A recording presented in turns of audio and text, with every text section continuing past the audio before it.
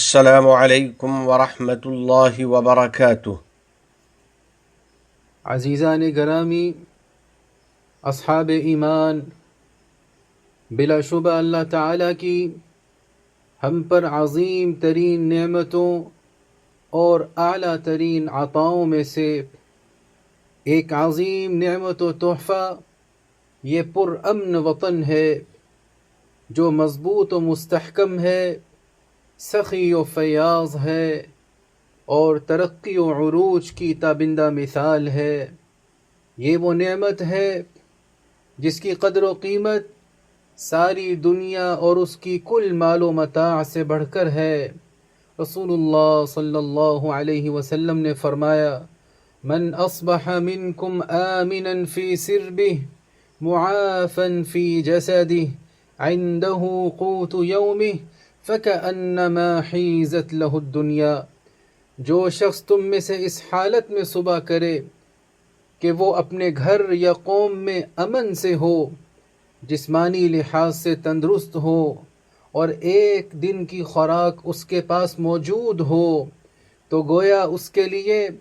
دنیا اپنے تمام ساز و سامان کے ساتھ جمع کر دی گئی ہے۔ تو میرے بھائیوں، جب امن و استحکام اس قدر عظیم نعمت ہے تو پھر ہم کیوں اس نعمت کی قدر نہ کریں؟ یہ وہ نعمت ہے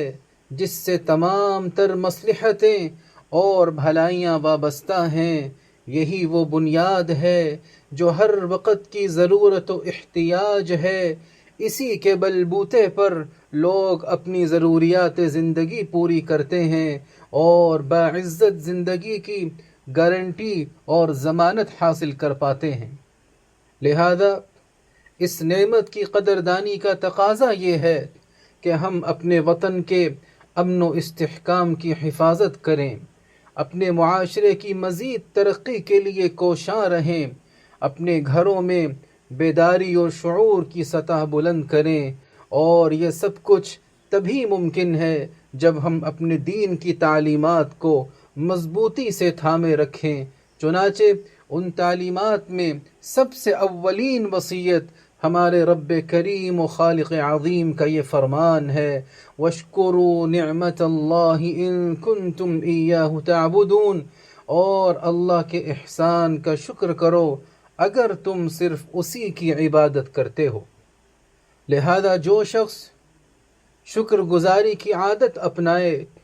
تو نعمتیں اس کا مقدر بن جاتی ہیں، اللہ تعالیٰ اسے شکر پر اجر و ثواب عطا فرماتا ہے اور اپنے مزید فضل و کرم سے اسے نوازتا ہے۔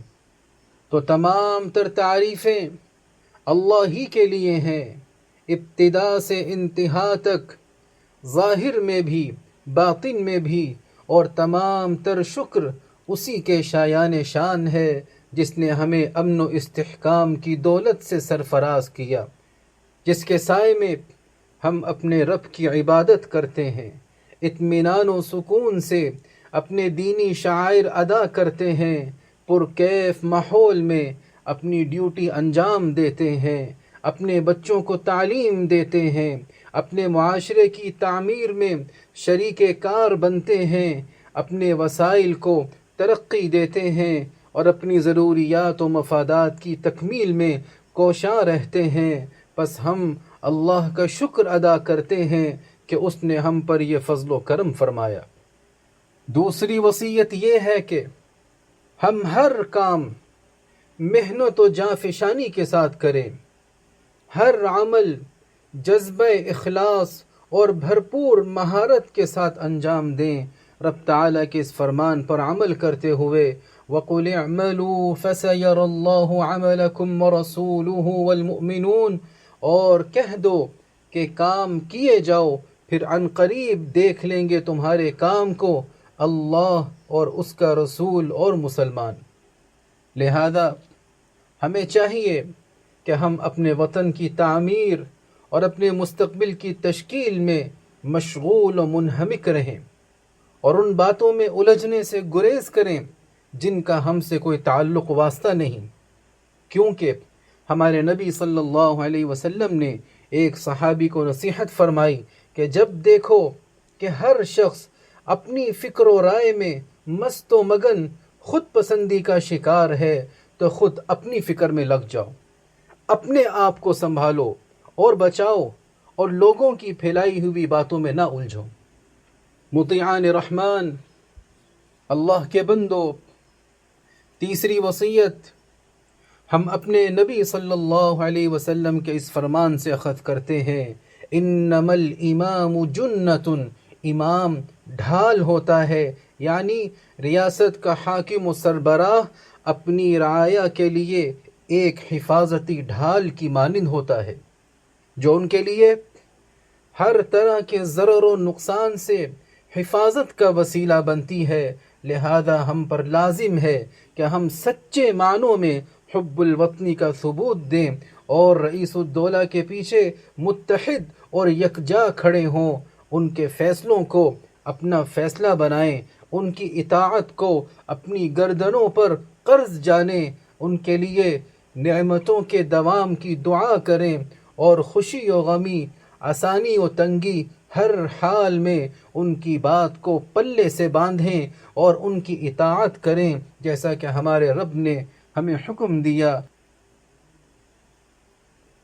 سامعین ذی وقار، اصحاب ایمان،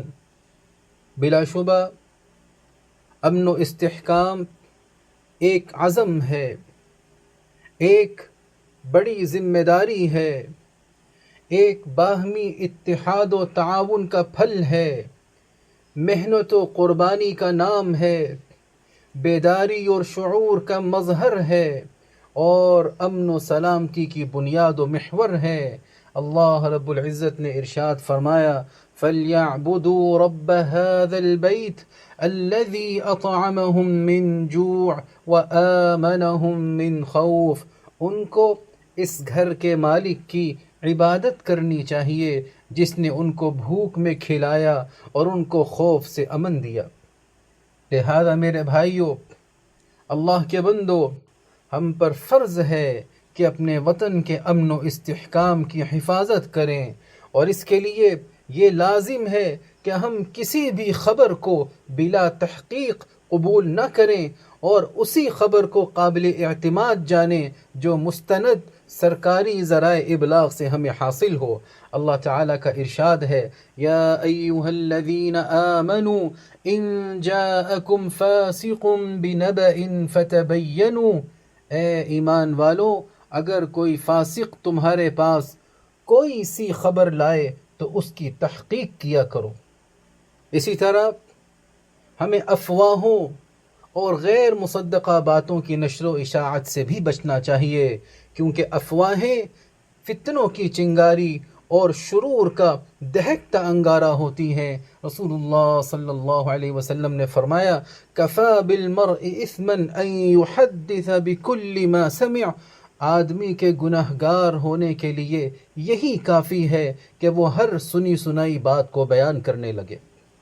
لہذا ہر وہ شخص جو خبروں کی کھوج میں مصروف و مگن ہے اور بلا تحقیق اسے پھیلا رہا ہے، اسے چاہیے کہ رک جائے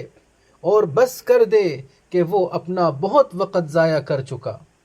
اور ایسے کام میں الجھ رہا جو اس کے لیے نقصان کا باعث بن سکتا ہے، اور ممکن ہے کہ وہ کوئی ایسی جھوٹی خبر پھیلا دے جو معاشرے میں فساد کا باعث بنے اور فتنے کی آگ کو بھڑکا دے۔ اس کے برعکس اسے یہ چاہیے